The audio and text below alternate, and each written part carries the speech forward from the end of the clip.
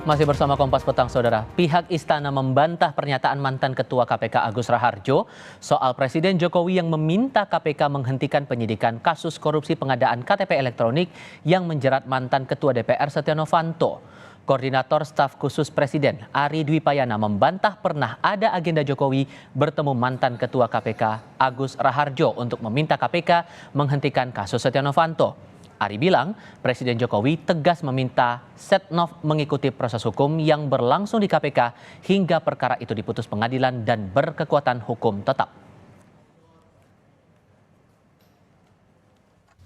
Dan terkait dengan pernyataan Bapak Agus Raharjo yang disampaikan di sebuah media, saya ingin menyampaikan beberapa hal. Yang pertama, setelah dicek tidak ada pertemuan yang disebut-sebut dalam agenda Presiden.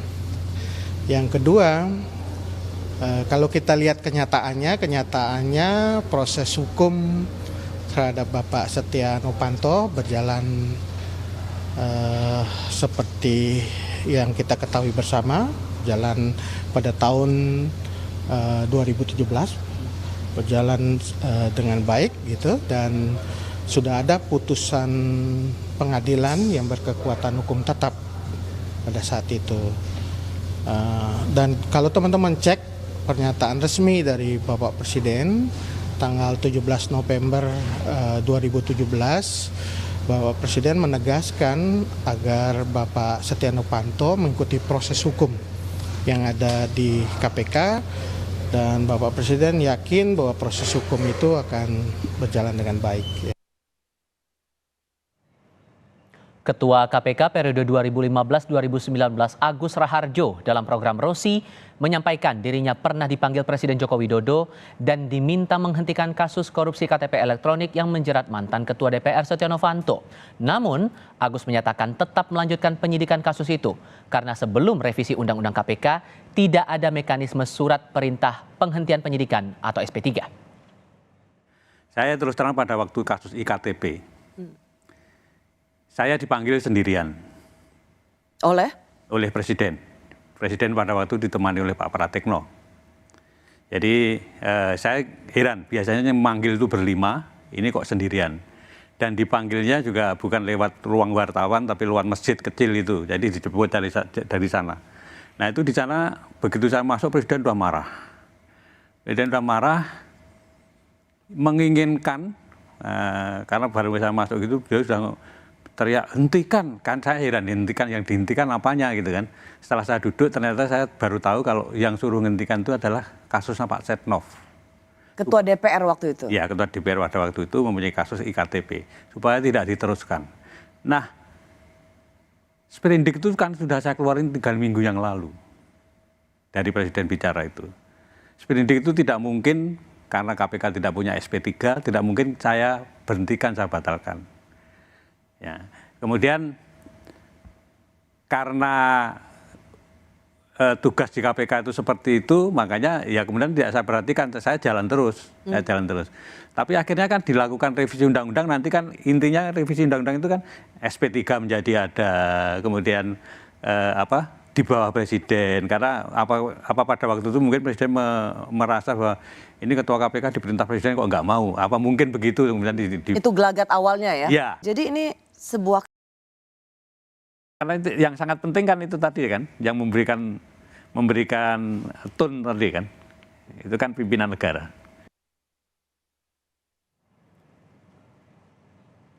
Menko Polhukam sekaligus Cawapres nomor urut 3 Mahfud MD angkat bicara menanggapi pernyataan mantan Ketua KPK Agus Raharjo yang menyebut Presiden Jokowi minta penyidikan kasus korupsi proyek KTP elektronik yang menyeret Setia Novanto dihentikan. Kata Mahfud, seharusnya tidak boleh ada intervensi terhadap penegak hukum dari pihak manapun. Menurut Mahfud, hanya Agus Raharjo yang tahu apakah benar atau tidak Presiden mengintervensi KPK. Kalau mau bicara boleh, itu tentu tidak boleh.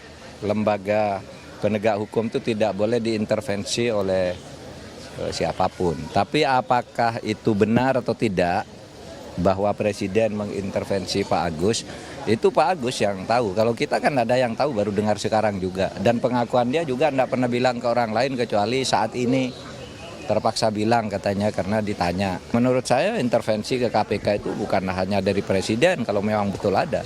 Dari yang lain-lain juga sejauh yang saya dengar banyak ya dari politik, parpol, dari pejabat-pejabat gitu yang selalu melakukan lobby-lobby untuk mengganggu penegakan hukum. Nah, ke depannya tidak boleh. Di lain pihak, Wakil Ketua Umum Partai Gerindra sekaligus Wakil Ketua Komisi 3 DPR Habibur Rahman meragukan pernyataan mantan Ketua KPK Agus Raharjo yang menyebut Presiden Jokowi meminta penyidikan kasus KTP elektronik di stop. Habibur Rahman ragu karena tidak ada saksi lain dan Agus Raharjo menyampaikan pernyataannya jelang pemilihan presiden. Dalam program Rosi, Ketua KPK periode 2015-2019 Agus Raharjo menyebut Presiden Joko Widodo dengan marah meminta KPK menyetop penyidikan kasus korupsi KTP elektronik sebelum Setia Novanto menjadi tersangka. Istana pun bereaksi dengan langsung membantah. Belakangan Setia Novanto sendiri ditetapkan sebagai tersangka dan kemudian divonis 15 tahun penjara. Lalu apakah benar Presiden mengintervensi KPK? Sudah bergabung untuk diskusi saat ini Wakil Ketua Umum Partai Gerindra yang juga Wakil Ketua Komisi 3 DPR RI Habibur Rahman dan peneliti Pusat Kajian Anti Korupsi atau PUKAD Universitas Gadjah Mada Saidur Rahman. Selamat sore semuanya, apa kabar? Selamat sore. Terima kasih sudah bergabung bersama kami. Kalau Anda meragukan pernyataan Pak Agus ini, Bang Habib, jadi analisis Anda ada apa di balik pernyataan Mas Agus ini? Ya, tentu sesuatu yang disampaikan tanpa bukti, ya, tanpa saksi, tentu kan nggak bisa dipercaya. Karena kita orang hukum, apalagi Pak Agus mantan Ketua KPK, lembaga penegak hukum. Dia tahu juga sebetulnya, ya, untuk menyampaikan sesuatu yang tidak ada bukti itu apa namanya, ya nggak akan mungkin orang percaya. Apalagi konteksnya sekarang kan menjelang pemilihan umum, ya. Dan dia sekarang sudah menjadi orang politik karena ikut menjadi caleg ya DPD di Jawa Timur kalau nggak salah. Jadi saya pikir kita tunggu saja kalau memang dia ada bukti ya silakan ditunjukkan. Kalau nggak ada bukti ya apa? Masa kita percaya omongan satu orang begitu saja? Jadi Kan ada tendensi politik menurut Anda di sini? Ya makanya ya kalau kita mau mempertanyakan ya kapasitas beliau juga ya. Kenapa baru disampaikan saat ini? Ya, ini saya mengutip dari Pak Saroni, kolega saya di Komisi 3. Kenapa baru disampaikan saat ini di tahun politik itu sudah sekian lama loh, itu kalau nggak salah 2010-an kan? Ya. Yeah. Tempus delictinya ya. Nah lalu persoalannya kan satu Setia Novanto akhirnya kan terbukti diadili dan dijatuhi hukuman. Ya tidak ada penghentian proses hukum. Nah, yang kedua kita justru mempertanyakan ya, dalam kasus ini kan banyak pihak masih mengungkap, masih menuduh adanya kejanggalan, yaitu adanya orang-orang ya yang disebut-sebut oleh beberapa saksi dan masuk dalam surat dakwaan ikut menerima aliran dana seperti Pak Ganjar Pranowo ya disebut oleh dua orang ya yang di sini ya, ada Nazarudin. Ada Setia Novanto yang menyebut Ganjar Pranowo menerima 500.000 US dollar ya. Lalu masuk juga di dakwaan ini yang terjadi di September Oktober 2010 di ruangannya Pak Mustoko Weni. Pak Ganjar Pranowo disebut nih ya menerima 500.000. Kenapa pengadilan ya proses peradilan terhadap orang-orang di luar yang sudah dihukum itu tidak berjalan? Ya, proses pemeriksaannya tidak berjalan. Itu kan kami pertanyakan dan Pak Agus Raharjo juga sebagai orang yang pernah menjabat di pimpinan KPK harus menjelaskan. Ya. Karena sampai saat ini kan itu digoreng-goreng terus ya informasi tersebut. Pak Ganjar Pranowo disebut ada videonya tiap hari kita lihat ya beredar. Kesaksian siapa? Pak Nazarudin, kemudian Pak Setia Novanto menyebutkan Pak Ganjar Pranowo menerima 500.000. Nah, kenapa tidak dituntaskan, ya kan? Penyidikan terhadap orang-orang tersebut gitu loh. Nah, ini yang lebih menjadi tanggung jawab dari Pak Agus Raharjo waktu itu. Dan ini Pak, dikit lah ya. Kalau dia merasa ini intervensi, kan ini merupakan pelanggaran serius terhadap pasal 21 Undang-Undang KPK, ada pidananya.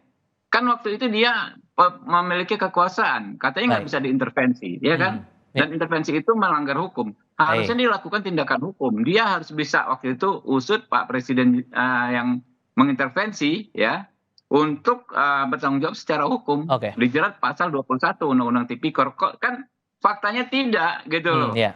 Nah, baru hari ini muncul tiba-tiba. Ini apa? Ini apa namanya, latar belakangnya Pak Agus Raharjo ini gitu. Pertanyaan besarnya ada apa itu? Nah, kalau menurut Anda, Mas Iya. Zainur, ini ada apa di balik pernyataan ini? Apa analisis Anda? Ya, kalau saya tidak bicara soal apa motifnya, itu silakanlah para politisi membicarakan apa sih motif politik dari Agus Raharjo. Saya ingin membahas yang pertama, apakah mungkin seorang presiden melakukan intervensi kepada aparat penegak hukum? Saya sangat yakin, hakul yakin sangat mungkin intervensi itu dilakukan. KPK itu dari dulu diintervensi oleh berbagai pihak, oleh kekuasaan di Komisi 3, melalui berbagai RDP, melalui hak angket, dan lain-lain. Juga diintervensi oleh aparat penegak hukum lain, oleh kepolisian, oleh kejaksaan, gitu ya. Kenapa saya berani sebutkan demikian? Misalnya, dalam kasus buku merah, orang-orang yang kemudian ada di dalam kasus tersebut kemudian ditarik pulang ke Polri misalnya, itu menunjukkan juga adanya intervensi. Jadi intervensi kepada penegak hukum itu bukan barang baru, itu barang dari zaman dulu sampai sekarang. Nah, kalau pertanyaannya apakah mungkin Presiden Jokowi mengintervensi penanganan perkara kasus korupsi EKTP? Oke. Saya sih katakan sangat mungkin, mungkin saja. Nah, tetapi apakah itu bisa dibuktikan atau tidak? Nah, itu memang menjadi tugas dari Agus Raharjo ketika dia menyampaikan kepada publik. Tapi meskipun misalnya tidak berhasil membuktikan secara hukum, publik pun jadi tahu gitu ya, bahwa ternyata di masa pemerintahan Presiden Jokowi sebelum revisi Undang-Undang KPK pun sudah ada intervensi-intervensi dalam bentuk permintaan untuk menghentikan perkara gitu ya. Sehingga Nah, Anda kita meragukan komitmen dari Presiden Joko Widodo untuk pemberantasan korupsi ini dengan belajar dari kasus-kasus itu tadi?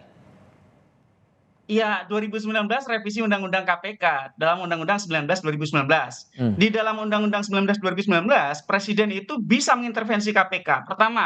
Untuk pertama kali Dewas itu dipilih langsung oleh Presiden, tidak lewat seleksi. Yang kedua, Presiden menetapkan peraturan mengenai supervisi. Yang ketiga, Presiden menetapkan organisasi pelaksana pengawasan. Dan seterusnya, masih banyak banget intervensi-intervensi melalui undang-undang, bukan kasus per kasus gitu ya. Oke. Kita lihat kemudian pasca revisi Undang-Undang KPK, indeks persepsi korupsi Indonesia kemudian menjadi jeblok. Di terakhir 2022, indeks persepsi kita itu Bang ada di angka 34. Sama persis ketika Presiden Jokowi naik tahta di 2014. Artinya selama 9 tahun, 0. Kenapa 0 prestasinya? Karena KPK-nya tidak lagi independen, KPK-nya bisa diremote dari eksternal, KPK-nya kemudian banyak sekali ada pelanggaran-pelanggaran di dalam, karena KPK-nya sudah benar-benar dimasuki oleh banyak sekali kuda Troya dan bisa diremote dari luar. Contoh kasus ya ketuanya sendiri sekarang jadi tersangka gitu. Oke.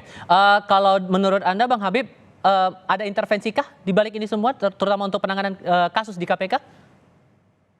Ya tentu sebagai orang hukum ketika kita ditanya pendapat ada atau tidak kan harus berdasarkan alat bukti ya. Saya yakin publik nggak percaya ya. Saya beda dengan Mas Zainur ya. Nah, saya lihat rakyat percaya Jokowi kok gitu loh. Jadi kita nggak bisa memasukkan asumsi dalam persoalan pembicaraan mengenai fakta-fakta hukum. Kemudian soal bahwa KPK saat ini secara umum bisa diintervensi, itu kan juga asumsi ya. Banyak pasal-pasal ya yang diperdebatkan disebut membuka ruang intervensi terhadap KPK. Tapi kan ada asumsi yang sebaliknya. Misalnya pasal 3 ya kan. KPK adalah lembaga negara dalam rumpun kekuasaan eksekutif. Itu kan dipersoalkan kemarin. Tapi kan ada lanjutannya. Yang melaksanakan tugas dan wewenangnya bersifat independen dan bebas dari pengaruh kekuasaan manapun. Ini juga norma ya. Ini norma. Ya jelas KPK independen dan bebas dari pengaruh kekuasaan manapun. Sehingga kalau kita menyalahkan Undang-Undang Nomor 19 Tahun 2019, menurut saya itu justru jauh panggang dari api ya. Ini kan teman-teman ini kan kemana-mana larinya ke undang-undang itu saja. Variabel lain nggak dilihat ya. Hukum itu kan bukan persoalan undang-undang saja, ada manusianya, ada kulturnya juga gitu. Jadi Pak Firly misalnya jadi tersangka, nggak ada hubungan sebab akibat dengan undang-undang gitu loh. Jauh gitu loh. Gimana tuh meresponnya, Mas Zainur? Ini sudah saya sampaikan, yang disampaikan oleh Bang Habib tadi itu kan norma di awal-awal, dikatakan bahwa KPK itu meskipun dalam rumpun kekuasaan eksekutif bersifat independen, tapi baca dong di bawahnya, kepegawaiannya dialihkan menjadi ASN. Kalau dialihkan menjadi ASN, tentu manajemennya berada di bawah manajemen pemerintah.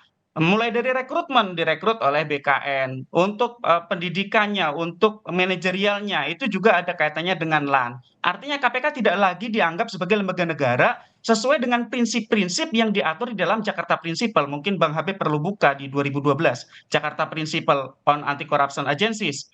Dan juga juklak juknis yang disampaikan misalnya di dalam ANKEK dan juga guidance dari UNODC, bisa dicek bahwa independensi KPK itu mulai dari dasar hukumnya, sumber daya manusianya, rekrutmen dan kemudian pemberhentian dari pimpinannya sampai kepada pelaksanaan fungsi dan tugasnya. Itu juga harus dilihat secara utuh. Memang tadi dikatakan bahwa apakah ada kaitannya misalnya Firly Bahuri dengan revisi Undang-Undang 19 2019? Kalau menurut saya ada. Kenapa? Karena sekarang KPK-nya sudah benar-benar tidak berada dalam posisi yang benar-benar independen. KPK-nya tidak independen itu bisa berpengaruh ke aspek yang sangat luas, termasuk misalnya bagaimana KPK itu sekarang gitu ya, itu berada dalam pengawasan lembaga yang namanya Dewas, tetapi hampir tidak pernah bisa memberi putusan yang tegas dan jelas. Oke, Nah, sehingga terakhir singkat saja, mohon maaf saya adalah, potong di situ. Untuk pertanyaan masing-masing terakhir, sehingga perlukah Presiden untuk menjelaskan soal ini? Menurut Anda, Mas Zainur gimana? saya tidak punya harapan pada Presiden Jokowi. Saya hanya berharap untuk 2024. Siapapun presidennya silakan gitu ya rakyat pilih. Tapi kembalikan independensi KPK itu yang pertama. Yang kedua, bersihkan KPK dari kuda Troya. Yang ketiga adalah benar-benar harus ada keberpihakan terhadap pemberantasan korupsi. Misalkan Undang-Undang Perampasan Aset Hasil Kejahatan, pembatasan transaksi uang kartel dan seterusnya. Sekarang angka kita indeks persepsi korupsi 34/100 huruf D. Mau seperti ini terus Indonesia menjadi negara yang sangat korup. Itu bukti kegagalan dari Presiden Jokowi selama 9 tahun dalam pemberantasan korupsi, Bang. Bang Habib gimana?